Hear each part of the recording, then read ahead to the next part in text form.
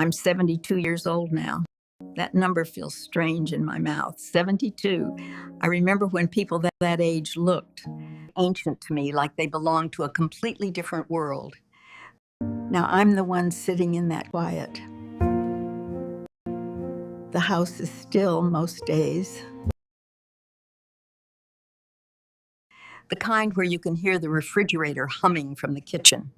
I spend a lot of mornings by the window with a cup of tea that goes cold before I finish it.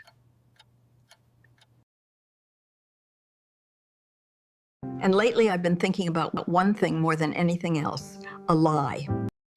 Not a loud lie, not the kind you shout to get out of trouble.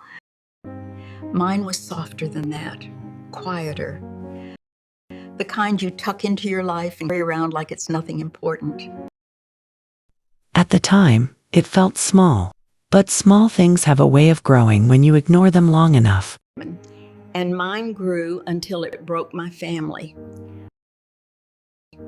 I was 28 when it started. Back then, my life looked good. I had been married to my husband Daniel for 6 years. He was a steady man, quiet, dependable. The kind of person who woke up at the same time every morning without an alarm. We had a small house with pale yellow siding and a crooked apple tree in the yard. It wasn't much, but it felt like the beginning of something. Our daughter Emily had just turned 3 then.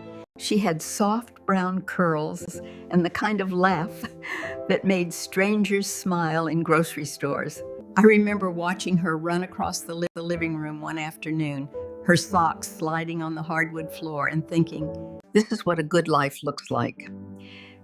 Daniel worked long hours at a hardware store. Not because he loved it. They worked, they paid the bills, they tried to build something stable. Back then, I thought stability was the same thing as happiness. I didn't know the difference yet. The lie began with something ordinary. A job. I had been home with Emily since she was born, but money was always tight. One evening, I told Daniel I wanted to work part-time. He smiled in that quiet way of his and said, "If that's what you want." So I got a job at a small insurance office downtown. Filing papers, answering phones. Nothing special. But something changed in me when I started leaving the house every morning. I liked being seen again. One of those people was a man named Robert. He wasn't particularly handsome, not in any dramatic way, but he was charming.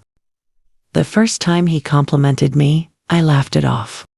"You're the only organized person in this office," he said one afternoon while leaning against my desk. It felt harmless. It probably was harmless at the beginning, but small things grow. We talked for almost an hour about nothing and everything. Then he kissed me. The affair didn't last long, maybe for months. It ended as quietly as it started. Life returned to normal, or at least it looked that way. A few weeks after Robert left, I found out I was pregnant.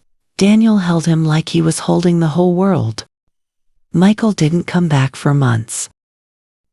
Emily speaks to me, but something in her voice is, "Careful now." Sometimes I sit in the living room and look at the photographs on the wall. Because the longer a lie lives, the more of your life it takes with it when it finally comes out.